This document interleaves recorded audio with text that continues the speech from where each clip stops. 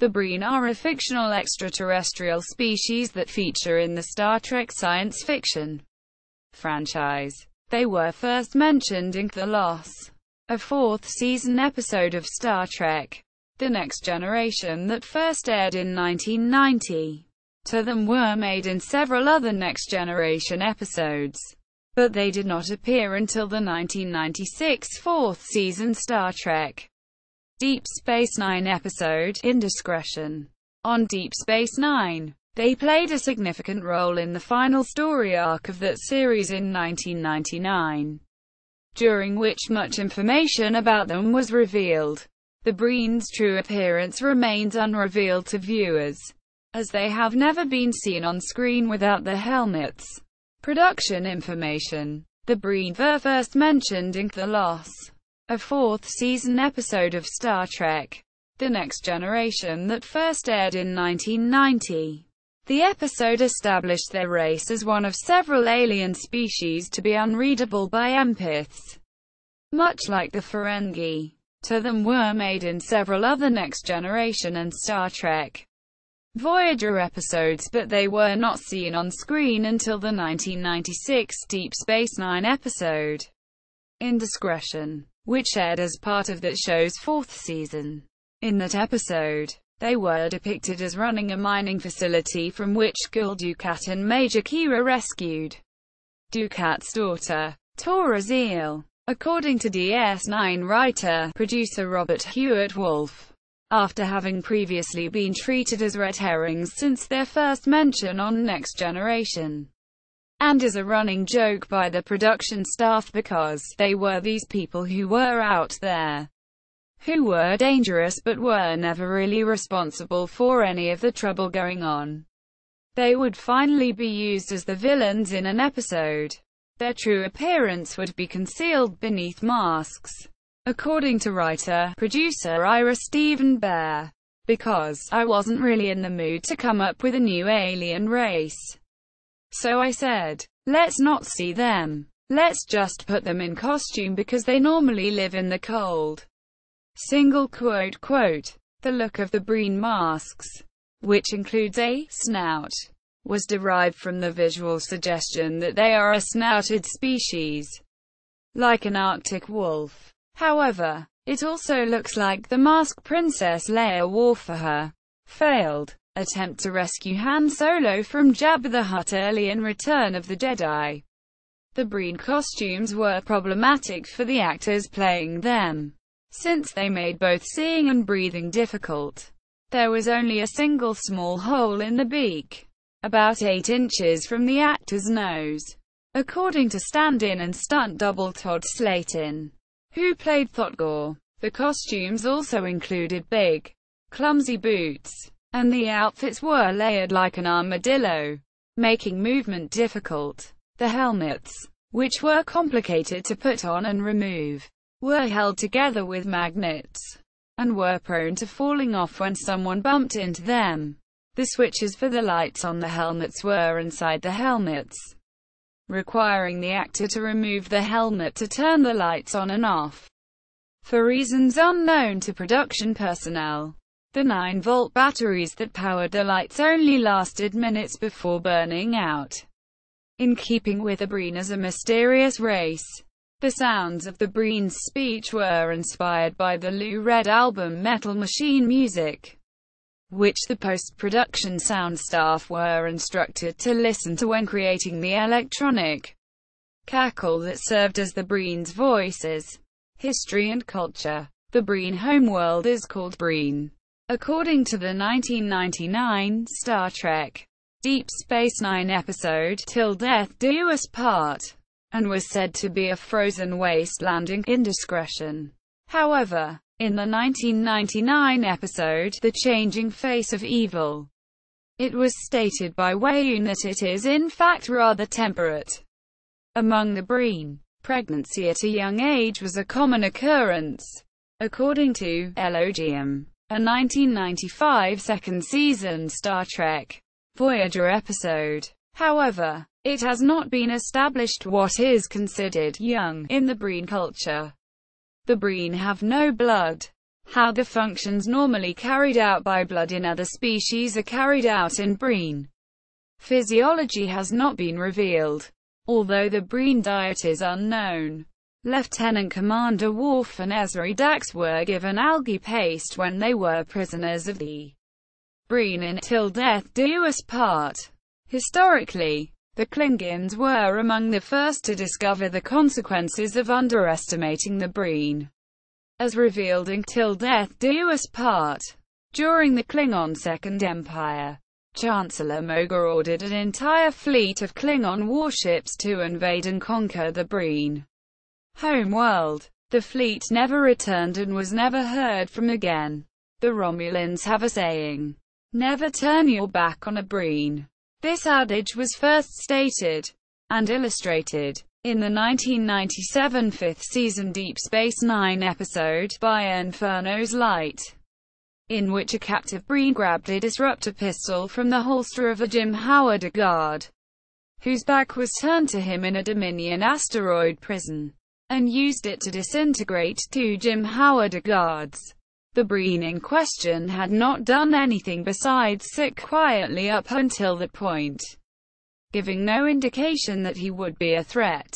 The Breen established the isolated Breen Confederacy in the Alpha Quadrant, the section of the Milky Way in which Earth is located, as well as the homeworlds of the Ferengi, Cardassians, and portions of the Klingon Empire and Romulan Star Empire.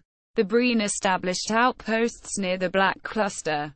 According to the 1992 fifth season Next Generation episode, Hero Worship, they also established mining facilities consisting of Breen guards and slaves kidnapped from spaceships, such as Torazil, the half-Bajoran daughter of the Cardassian Gul Dukat, whose ship, the Ravinok, had crashed on the planet Ozaria, which was controlled by the Breen, as established in Indiscretion. Though politically non-aligned, according to Hero Worship, they became a powerful ally of the Dominion of the Gamma Quadrant during the Dominion War that was fought during the final two seasons of Deep Space Nine. The Breen were revealed to have allied with the Dominion in Till Death Do Us Part, the second episode of the 9-episode story arc that served as the final story arc of Deep Space Nine in 1999. After this occurred, the Breen attacked Earth, destroying parts of San Francisco before being repulsed.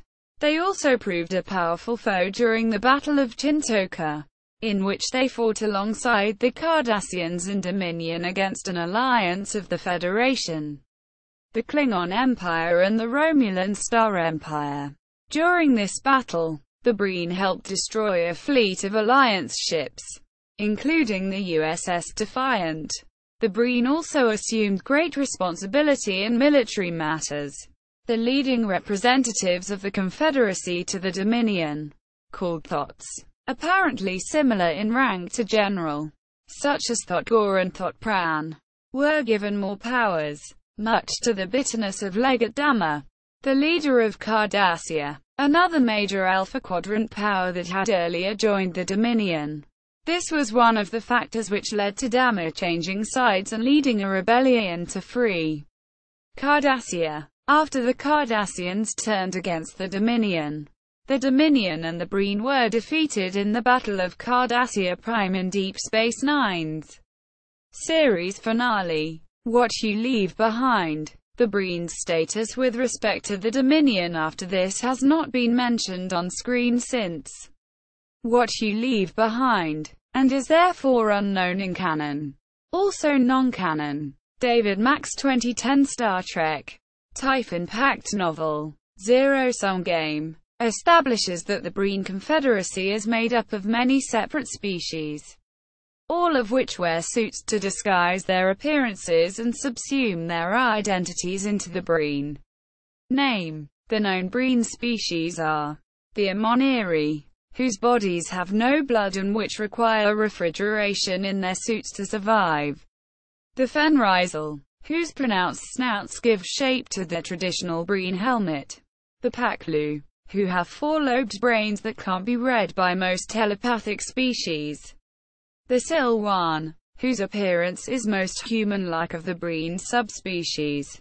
The Veronat, a grey-skinned multi-limbed species, introduced in the later Typhon Pact novel, Plagues of Night, Technology and Equipment, in Scorpion, 1997, the third season finale of Star Trek Voyager. Lieutenant Tuvok states that the Breen use organic technology in the ships when discussing the bioorganic starships of species 8472.